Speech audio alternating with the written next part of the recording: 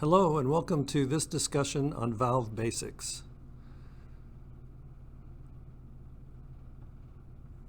In this session, we will provide an overview of the various types of valves we offer. Next, we will review valve components, how valves work, and how to size and select the right valve. Let's get started reviewing the different valve types. These are the various types of HVAC valves available from Siemens. They include ball, butterfly, globe, magnetic, pressure independent, and zone valves. Next, we'll briefly review the components of each valve type. An HVAC valve assembly has two major components, the valve and the valve actuator. The valve is the outer housing and components through which the media being controlled will flow. The actuator is the engine that powers the valve. The valve actuator is responsible for receiving a control signal and moving the components in the valve to the position required by the controller. Let's take a deeper dive into the components of each valve type. Shown here is a typical ball valve. If we look at the lower right-hand corner, in the exploded view, we have the body, which is common for all valve types, which is the outer shell of the valve. In the case of ball valves, we can see the two pieces of the body on the far right and far left of the drawing. In the middle, you can see the ball, which is the component that varies the area of the flow within the valve body. On either side of the ball are the ball seals, which prevent leakage around the ball. To the left of the ball, we also see the flow characterizer or integral flow insert, which gives the ball valves their equal percentage flow characteristic. The stem and packing at the top are what connect the valve to the actuator and prevent leaking around the stem. Also note that the mounting bracket on the image to the left is where the actuator is mounted for these valves. Shown here is a typical butterfly valve body. Butterfly valves are often used in open loop applications such as cooling towers. The style of butterfly valve shown is a lug type, which is the most common type of butterfly valve. Starting at the top, the stem connects the actuator to the valve. The valve body contains the mounting plate at the top, which is also used for connecting the actuator or manual lever or gearbox to the valve. The disc is the component which makes contact and seals around the resilient seat. The position of the disc controls the amount of flow and closes into the rubber seat to provide close-off. The seat provides that surface for the plug to seal and stop flow. Shown here is a typical globe valve. Starting at the top of the picture, the stem connects the valve actuator to the valve plug. At the top of the valve body is the bonnet, which contains the packing and is where the actuator attaches to the valve. The packing cartridge prevents leakage around the stem. The plug varies the area of flow within the valve body and determines the flow characteristic of the valve. And the seat provides a surface for the plug to seal and stop the flow. The term trim refers to the material of the plug and the seat components. In this valve, the flow direction would go in from the right-hand side and enter the bottom of the valve area, come up through the plug and into the flow passageway, and out the left side. This is because the valve closes off against the flow. This is a normally open valve in the normal position, which is stem up. In magnetic valves, we have two components, the actuator and the valve. The actuator is composed of the electronics, which is where the actuator receives power, and the control signal to determine the electrical signal required by the magnet to move the stem to the correct position. The electrical signal travels through the magnet and determines the position of the valve stem. The valve has the stem that connects the actuator to the valve disc. The disc varies the area of flow through the valve body. In this valve, the flow direction would go in from the left-hand side and bottom ports and mix exiting out the right-hand side. This is because the valve closes off against the flow. This is a three-way mixing valve in the normal position, which is stem up. For pressure independent, we have three major components. First is the flow limiter. The maximum flow allowed through the valve is determined by the flow limiter and is preset to order in the factory, but is easily adjustable in the field by hand. The flow limiter is independent of the stroke of the valve, thus maintaining full stroke and full controllability regardless of the maximum flow setting. Second is the control valve, which is composed of a plug, stem, and seat. It's used to adjust the flow through the valve based on the load or demand. Third is the automatic pressure regulator. This is what makes the PICV pressure independent. It dynamically adjusts an orifice in response to pressure changes to consistently maintain the desired flow. Lastly is the zone valve. The stem connects the valve actuator to the valve plug. The bonnet contains the packing and attaches the valve to the actuator, and the plug varies the area of flow through the valve body. The seat provides a surface for the plug to seal and stop the flow. In this valve, the flow direction would go in from the left-hand side and enter the bottom of the valve area, come up through the plug and into the flow passageway and out the other side. This is because the valve closes off against the flow. This is a normally open valve in the normal position, which is stem up. Next, we're going to look at how valves work in an HVAC system. First of all, let's consider valve ports. This typically refers to the number of openings in the valve body, making it either two-way or three-way or six-way in certain cases. The two-way valve can be either normally open or normally closed, and the three-way valves can be mixing or diverting. One rule of thumb is the two-way valve is for water or steam, and three-way is for water only. Valve action for two-way valves is whether the valve is considered normally open or normally closed. A two-way valve body can be either stem up to open, which is called normally open, or NO, or stem up to close, which is also called normally closed, or NC.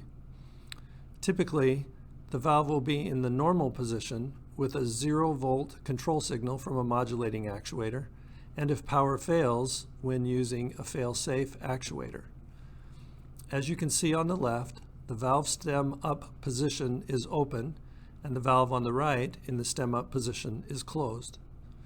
As an example, or when to use one or the other, for steam, you'd always want the valve to be normally closed or to fail closed, not open. There are two types of action for three-way valves, mixing and diverting. The internal design of the three-way valve classifies it as a mixing or diverting valve. Diverting valves divert one inlet flow into two separate outlet flow directions. On the left, we see diverting. Diverting means that you have one input and two outputs. In this case, you'll see that the two plugs are on the top and the bottom, closing off against the direction of the flow. Mixing valves mix two inlet flows into one single outlet flow. On the right, we see mixing. Mixing is two inputs and one output, and the single plug in the middle closes either against flow from A or against flow from B. Although mixing and diverting valves look similar from the outside, they have very different internal designs, and their applications are typically not interchangeable by repiping or relocating the valve in the field. When we look at two-way piping, I will describe it from left to right. Typically, you would have an isolation valve on each end of the system. Next is a strainer to remove particulates such as rust or corrosion. In the middle is the heating or cooling coil for air and water heat exchange. Next is the balancing valve, which equalizes the water flow through the various branches of the system. The control valve and the actuator are next in the system and regulates flow through the coil. In these systems, normally open and normally closed is relevant with a spring return or fail-safe type actuator. When power fails, the actuator will position the valve in the normal position. The top example is closed with no flow. Note that the normally closed valve is indicated by the darkened inlet port. The bottom example is normally open with flow for heating and cooling during power failure. Other arrangements are possible. For example, the valve could be located on the inlet side of the coil. However, the best place to put the control valve is after the coil, which allows the pressure drop first through the coil and also extracts the heating or cooling energy from the media before passing through the valve. Here's an actual two-way valve configuration. You can see the supply on the bottom and the return with the valve on the top.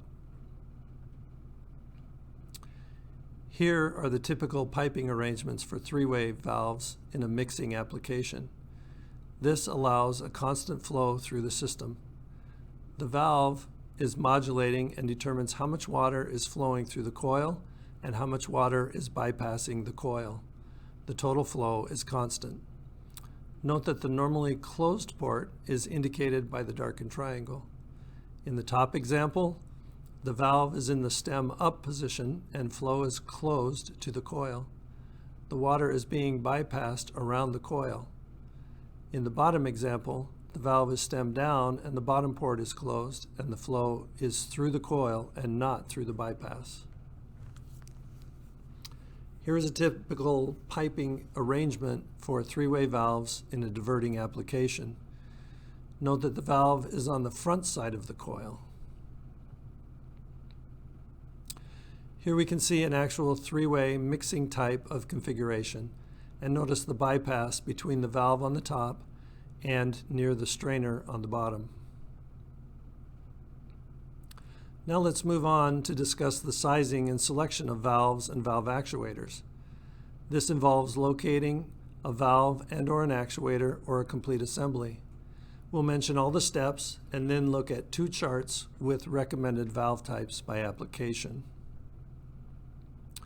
Briefly, we'll just run through the steps of selecting a valve assembly, which are the same steps used in our sizing and selection tool.